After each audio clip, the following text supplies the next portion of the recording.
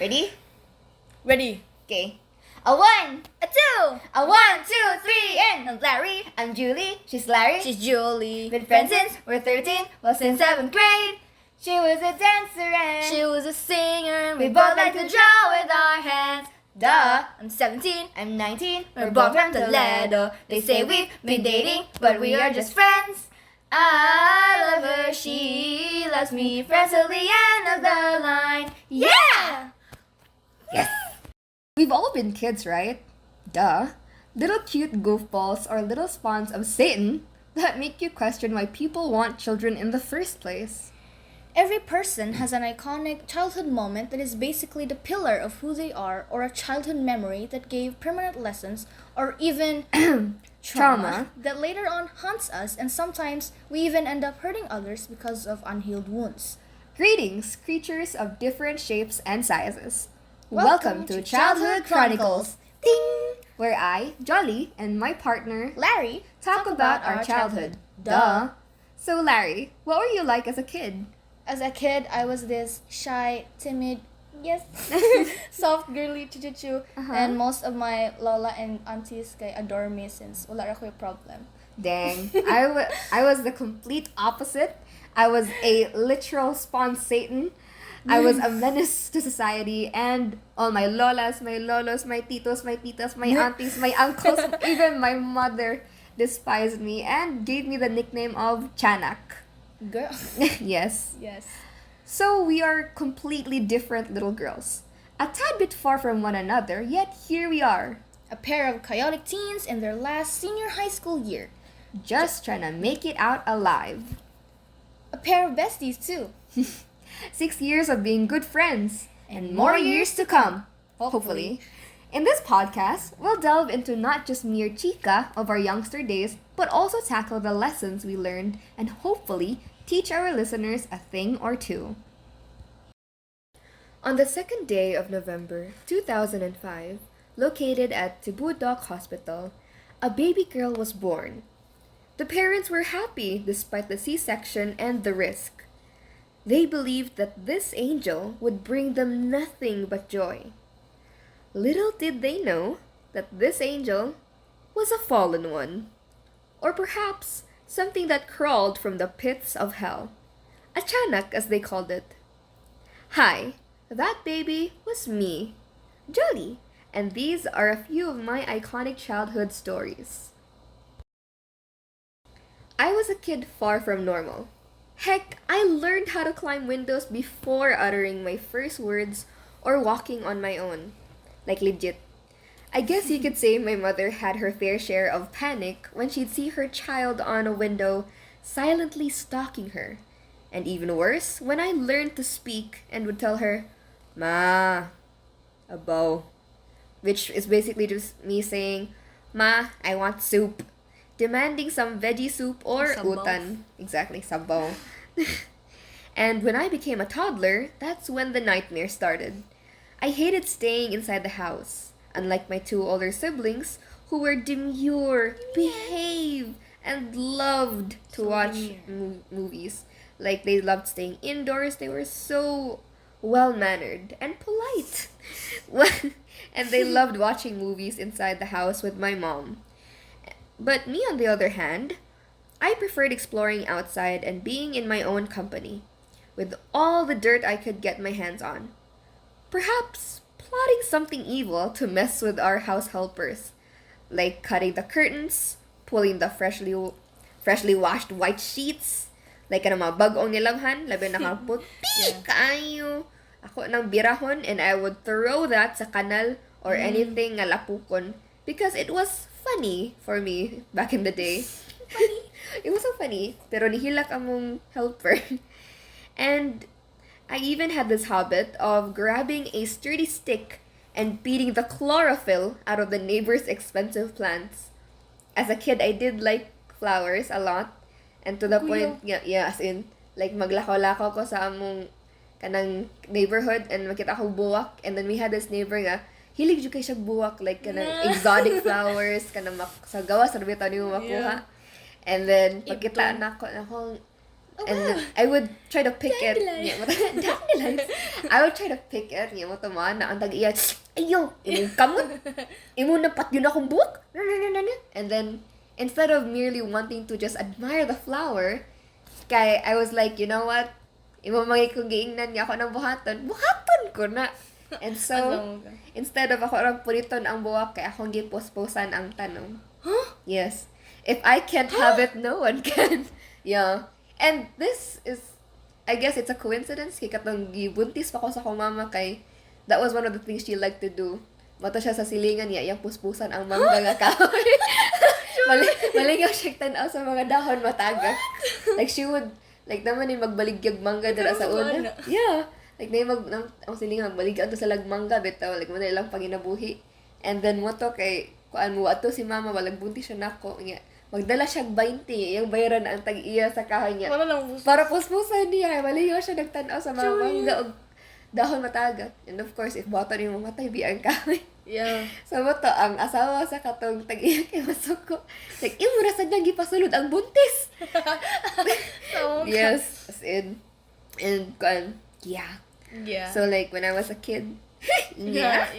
when I was a kid, kaya ako nang gipuspusan ang tanom. And that was the start of a lot of my neighbors not liking me. Mm-hmm. Yeah. And, I'm pretty sure you guys can see why my mom called me Chanak. Because I was a menace. Not just to my parents, but anyone around me.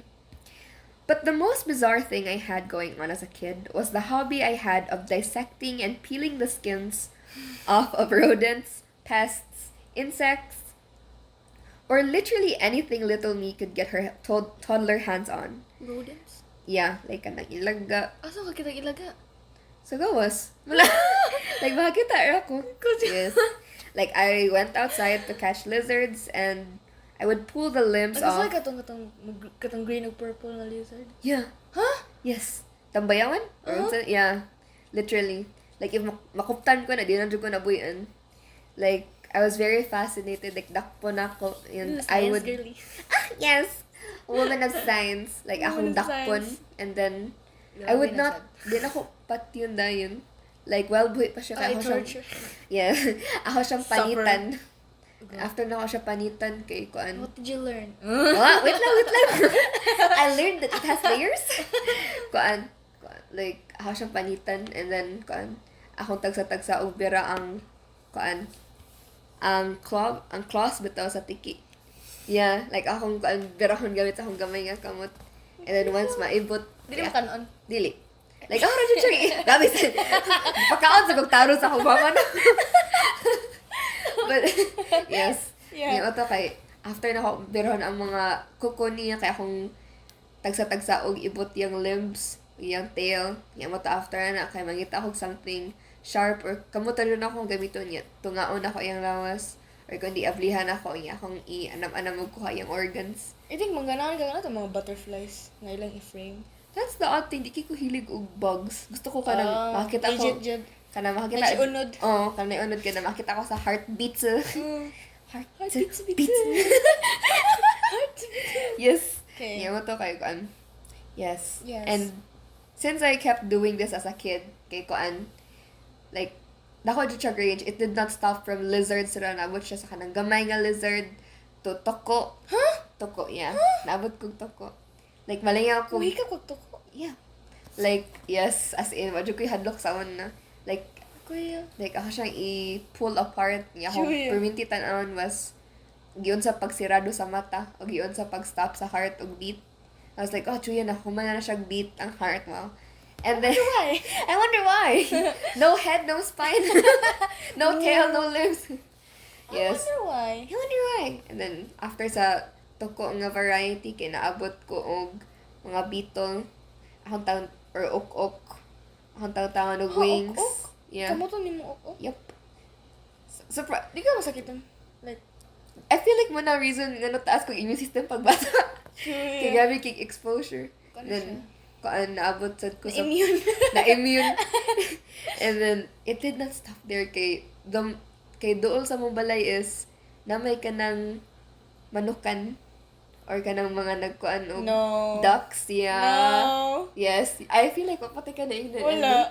So, nanay masaag nga mga chicks or ducklings. Gulo So, buhay akong chicks. I know. And I did not understand unsay meaning anang if mo stop ang heart kayo namatay na jud na di na siya mo revive. So what I did was kung nagi makasulod nga piso sa mga kay akong dakpon and then makita ko ways nga mo stop siya lihok.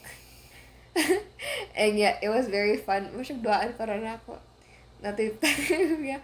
Ako siyang gianam-anam og ibot ang feathers. Akong giibot yung beak. Akong gi-dislocate yung head. Akong gipakoto yung bones. That sounds so... Looking back, it's a bit disturbing. Or kundi, the most dugay process was katong gilumsan ako siyang gimong siya ka ng boat. Ikuptan ako ang nami baril sa una. Mato kay gablihan ako among baril nga panog tubig. Akong gikuptan ang duck. Kaya makita sa movies sa una kay ang duck kabalo man na swim. So to, ako gibot kaya ko akong duckling ya akong gikuptan sa lawas ya akong lumsan. Na ako nga pila ka seconds until dili na siya magkapakapa. Kakuyaw. Yes. Yeah, mo to kay, with that kind of hobby and interest kay daghan jud namatay nga mananap to the point nga maibong na lang akong ginikanan nga no. It's okay. Gihulmigas. Research purposes? Research purposes. I was a curious child. Nga to daghan man jud kay tug nang mamatay. Go. Kay they had to make a little cemetery sa mong garden sa una. Yeah. Yes. I heard as that. in like and the thing is iniglubong na ako sa mga akong napatay kay napatay. Research purposes. Study? Yes, home study. Thank you. Study. So like I would bury them and then anak to si mama nga that's a life daw. So like I should never take away a life. Yeah, mo to di naman ako ma-revive or ma-undo. So akong bata lang kay maghimo ko cross gamit ka ng mga nakita na ako nga toothpick, cotton buds. Mahimo ko cross nga magampuan ako sila kunuhay. But that did not stop the quote-unquote studying and the dissecting and research. And, I don't know, makita akong igso na to sa una kid. They were like, lutoon sila. Wala ni stop ni mo. Like, hindi mo na maayo. No one could.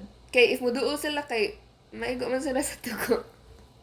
Or sa or like, ako ipakita nila. Like, ako makuha na. Mama, look! Mama, look!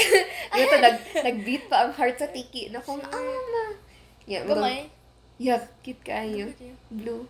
Gamay bigyan. Huh? Yeah. Gamay bigyan like egg. Ano na yung empty na kasagaran ng egg? I'm not sure. Maybe it's like the same sa kanang like chicken nga unfertilized ang or maybe like magnamatay lang guro ang hasulod mo na ni evaporate. Evaporate. Also mo siya evaporate. Di na mo, nag-abli mo sa kadog ko naman ni Murag, gamay ka nga numbered. Basin mo, aguro lang. Na-dehydrated siya. No nutrients. Yes. Muto kay, that was like me as a weird kid. And then I was so fascinated by patay-patay and dugo-dugo. To the point nga, my first ever kanang dream ambition or dream job was to become a general. Kay gusto ko mag-gira sa Pilipinas. Para mapatay kong tao legally. Yes, I wanted to, quote-unquote, bring honor to our country in the blood of our enemy. Yes, I was a very interesting child. Yes, and then despite all that, I had only one fear in mind. Di ko matuog ungo. Ang favorite genre sa una kay horror, thriller, o anything war. I don't know, something changed. Hadlokon man ko. Not really. We're like, enough hallucinations and sleep deprivations. Yes. So, yeah. The only thing I was afraid of was alcohol. Like, kaya kung masamad ko, igon ko ni mama or ni papa or ni kuya. Sakit kayo! That was like my only fear. And learnings? I don't know. I feel like from the experience, I gained a lot of insights. I gained random scientific observations. I feel like wala ba tayo moral akong kwan. There is no moralization For of the the content. story. Yes. That's just a random and odd fact about me as a kid. I felt no remorse. I feel like something that you can learn from this is I was probably part of the spectrum. And based on that kind of type of behavior, kaya that should have been checked even at an early age, but unfortunately wala. So moto now I'm just this really quirky kid teenager. Yes. What the moralization is to Check your child. check your child. Check on your child. Okay, basin, your child might be going through something. Yeah. Or maybe your child might Without grow really up into a psychopath. Yes. So that was me. What about you? Okay, you mentioned man nga you were such an angel of a child. Mm-hmm. Wow.